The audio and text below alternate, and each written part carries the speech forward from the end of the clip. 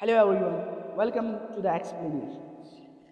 तो आज हम बात करने वाले हैं एक ऐसी क्राइसिस के बारे में जो धीरे धीरे नहीं बल्कि बहुत तेज़ी से हमारी दुनिया को बदल रहा है।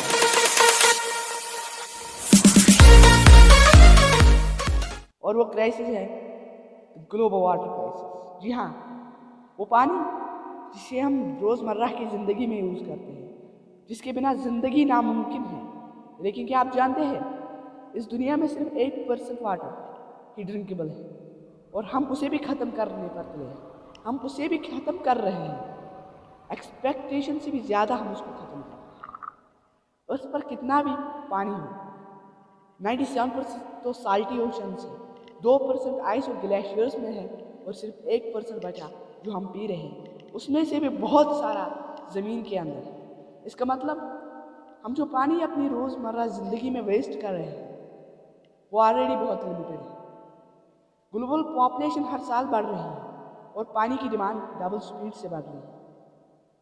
यानी जितना पॉपुलेशन बढ़ेगी उतनी डिमांड भी बढ़ेगी पानी की। और एक सच्ची लाइन ये है कि human demand is rising but it's water supply is not. Climate change का भी इसमें बहुत बड़ा हाथ है दोस्तों। जैसे कि ज़्यादा गर्मी का मतलब ज़्यादा इवापोरेशन और उससे रेनफॉल की पैटर्न्स उलट पुलट हो रही है। ड्रॉट्स इंक्रीज हो रहे हैं और लेक्स और रिवर्स सूख रहे हैं।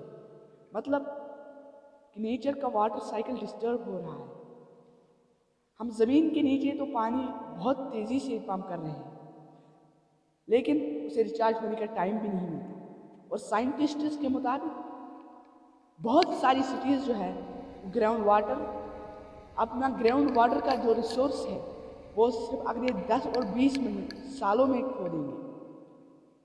और उससे बड़ी बात, फैक्ट्रीज, केमिकल्स, प्लास्टिक सब रिवर्स और लेक्स में पॉइजन कर रहे हैं। चाहे कहीं से भी घर से निकले, फैक्ट्रीज से निकले, कहीं से भी निकले, हम सब कुछ अपने डाल देते हैं पानी में।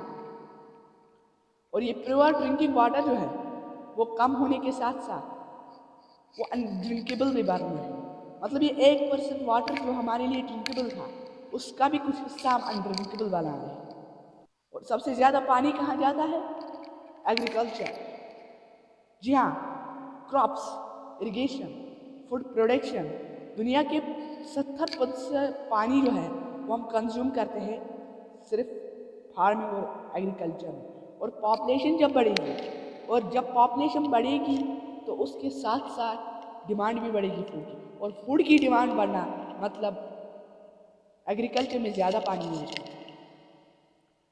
और साइंटिस्ट का तो ये भी अनुमान है कि अगर हम इसी पेस से पानी को इस्तेमाल करते रहे, अगर हम इसी रफ्तार से पानी को इस्तेमाल करते रहे, तो 2040 तक जो दुनिया है उसका जो आधा हिस्सा है वो वाटर शॉर्टेज से सामना करेगा। यानी इतना बड़ा क्राइसिस जो पहले तक नहीं हुआ, कभी भी नहीं होगा, लेकिन वो अब होगा। क्यों? क्योंकि हम पानी ज़्यादा इस्तेमाल करते हैं। और एक्सपर्ट्स का तो ये भी कहना है कि जो अगला आर्मी जंग होगा वो सिर्फ किसी गोल्ड या कोई लैंड या ऑयल पर नहीं होगा, बल्कि वो पानी पर होगा। दोस्तों, पानी ख़त्म नहीं हो रहा, हम उसको ख़त्म कर रहे हैं। फ्रेश वाटर तो लिमिटेड है, डिमांड बढ़ रही है, क्लाइमेट चेंज साइकिल तोड़ रहा है। और अगर हमने अभी इसका केयर नहीं किया तो फ्यूचर में सबसे बड़ी फाइट किसी लैंड, गोल्ड या ऑयल की नहीं बल्कि वाटर की होगी। और अगर ये एक्सप्लेनेशन अच्छी लगी हो तो लाइक, शेयर और सब्सक्राइब करें ताकि लोग भी समझ सकें। The water is running out of world.